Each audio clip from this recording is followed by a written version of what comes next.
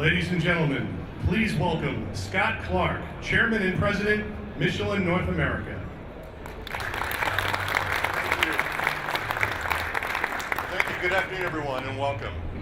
I am delighted to be here and eager to begin an exciting and successful new year for Michelin and the International Motorsports Association as well.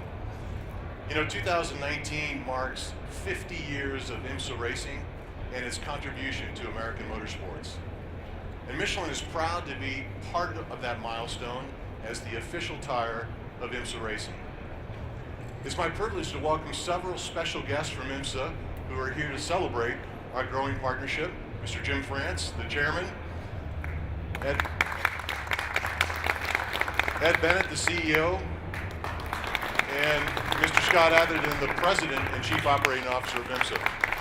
Gentlemen, thank you for being here, and thank you very much for your partnership. You know, endurance racing is really woven throughout the fabric of Michelin's history. In fact, racing has always played an active role in driving innovation and ingenuity at Michelin. In the earliest example, one of the Michelin brothers who founded Michelin, Mr. Edouard Michelin, invented a detachable pneumatic tire that won the world's first endurance bicycle race in 1891, a round-trip race from Paris to Brest. Later in 1923, Michelin tires were mounted on the winning car of the very first 24-hour Le Mans. Today, Michelin tires have been on the winning car for a record 21 consecutive years. Rick, thank you.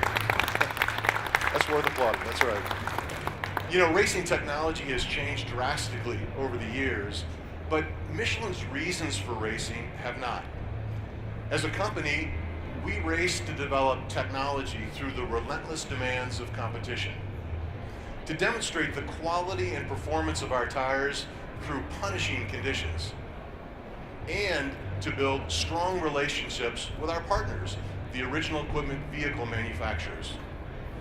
More than any other motorsports pursuit, endurance racing demands reliable performance over time. And as the exclusive tire provider for IMSA's WeatherTech Championship and the Michelin Pilot Challenge, we believe IMSA racing is the ideal environment for proving and improving Michelin tires. For the past 5 years, Michelin has competed in the WeatherTech Series, which allowed us to support 5 OE brands and 9 cars in the GT Le Mans class. Now, starting with the 2019 season, we'll be supporting 19 brands and more than 100 cars on any given weekend. Michelin's involvement with IMSA gives us access to 10 more OE brands than the number represented in NASCAR, IndyCar, and Formula One combined. These partnerships will boost our ability to develop new technologies and provide extraordinary strategic value to Michelin and to the OE manufacturers as well. Crucial stages of product development occur both in the pits and on the track. And as we've discussed here in Detroit on other occasions, the knowledge earned during races is later applied to tires for everyday drivers. With IMSA, the information gathered in just a single race will increase exponentially. For example, later this month at the Rolex 24 at Daytona, Michelin engineers will collect nearly 100,000 miles of data. Each car with different variables, engine, aerodynamics, suspension, chassis, all running at the same time on the same track in the same general range of weather conditions. This information accelerates the kind of research and development that would otherwise take many, many months of testing to gather.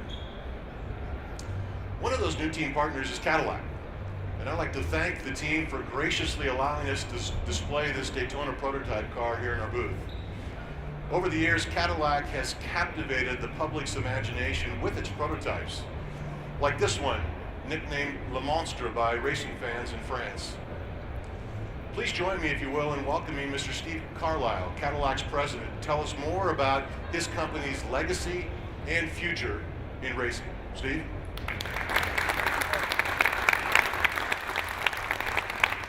Well, good afternoon, and thank you, Scott, for inviting Cadillac to be part of this event. And it's a pleasure to be here and to have the opportunity to share a bit of our history. This aluminum-bodied Cadillac 61 Series Coupe that entered the field at Le Mans in 1950 was developed by an aircraft engineer and tested in a wind tunnel, and achieved a top speed of 130 miles per hour in its debut. The French fans in attendance dubbed it the Monstre because of its monstrous appearance, as Scott highlighted. It finished 11th, which is one spot behind a stock-bodied Cadillac Coupe. I can't confirm what brand of tires Le Mans used in 1950. We surmise, though, probably not Michelin tires, because the car slid into a gravel pit at one point that day. But from that, Cadillac learned some valuable insights about vehicle weight and aerodynamic. This car, Le Mans, still runs today. In fact, there's a driver who's been behind the wheel of both Le Mans as well as a new Cadillac prototype, Jordan Taylor, who won the 2017 IMSA title in a car just like this one, in fact. Jordan took Le Mans for a spin during last year's Daytona trials, and he said it was a handful, quote unquote, to drive such a heavy car with drum brakes and loose steering, but also a great experience to be able to drive a car with such a great Cadillac story. So that's just one fascinating chapter of Cadillac's history in endurance racing, which began in 1908, which was only 6 years after we were founded by Henry Leland. So that year, the company drew worldwide praise and admiration for its superior craftsmanship after conquering what was an extraordinary 500-mile road test. And I'll just tell you briefly about what that test was.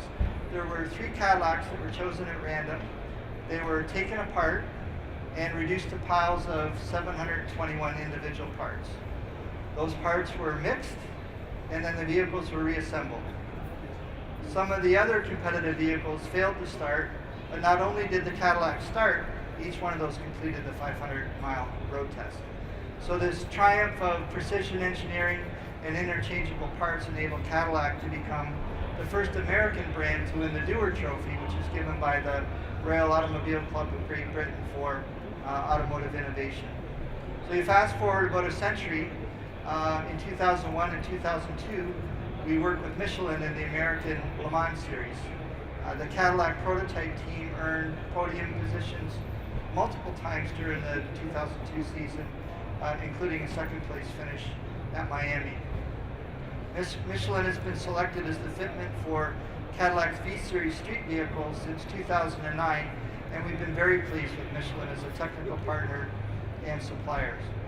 We knew that Michelin's Pilot tire line could take an acclaimed Cadillac brand to a completely other level of performance and prestige. So it's that dedication to quality and long-lasting performance is what makes this a beautiful marriage and emphasizes the value of the relationship. So I'll turn it back to Scott to say a little bit more about that. And once again, thank you for allowing us to participate today.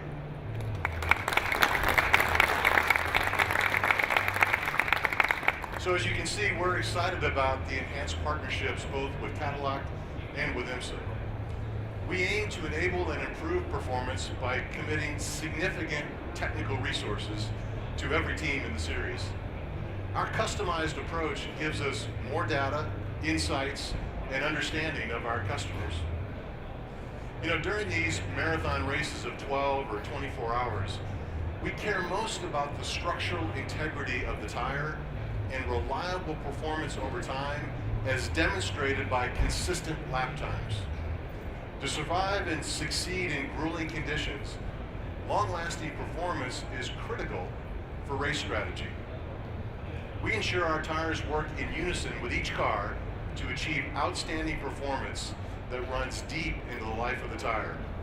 For example, recall Audi's dramatic 2011 victory at Le Mans. The team had lost 2 of its 3 cars to serious crashes early in the race. Towards the end of the race, their last car was able to refuel 5 times without changing its Michelin tires. That's 466 intense miles of racing on a single set of tires.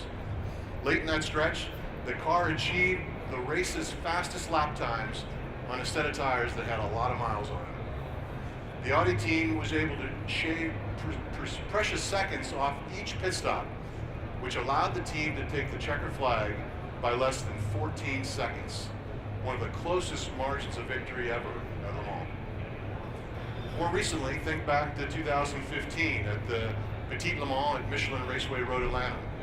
A GT Le Mans Porsche sliced through extraordinarily wet conditions on Michelin tires to take first place overall, beating significantly more powerful competition in the prototype class that happened to be running on somebody else's tires.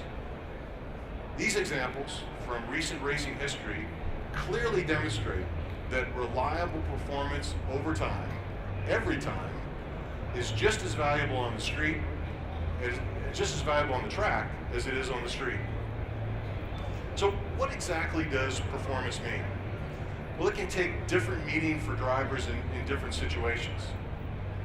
Wet grip on the track translates to wet braking on the street for daily drivers who must have the confidence to stop short or maneuver suddenly in all conditions for the full lifespan of their tires. Tire performance on the street is really determined by three basic design factors: the tread design, the rubber compound, and the shape of what we call the contact patch, how the tire meets the road surface. Drivers can only see one of these three elements, and that's the tread design. And it can be difficult to understand how the three really work together. Well, these elements are all developed and tuned and optimized in the racing environment. Performance every time is a theme that spans Michelin's entire portfolio of passenger tires. Worn Michelin tires across the board stop between 40 and 50 feet shorter in wet conditions than premium competitors' worn tires. That's an extraordinary difference. Last year, here, we addressed this issue with a goal to raise awareness in the industry. And since then, two leading consumer advocacy groups, both AAA and Consumer Reports, independently conducted tests on worn tire performance. The results supported Michelin's claim that worn tire performance in wet braking conditions varied sometimes widely among brands. In the Consumer Reports wet braking test, two Michelin tires sat atop the results. Looking closer, the Michelin Premier All Season performed better in the worn state than 20 competitors' brand new tires. So these tests illustrate the critical need for consumers to have this kind of information. And we applaud these two consumer advocacy groups for bringing this information directly to the customer. You know, long-lasting performance really is an expression of Michelin's purpose: to give people everywhere what we call a better way forward, whether it's at the track or on the street where you live.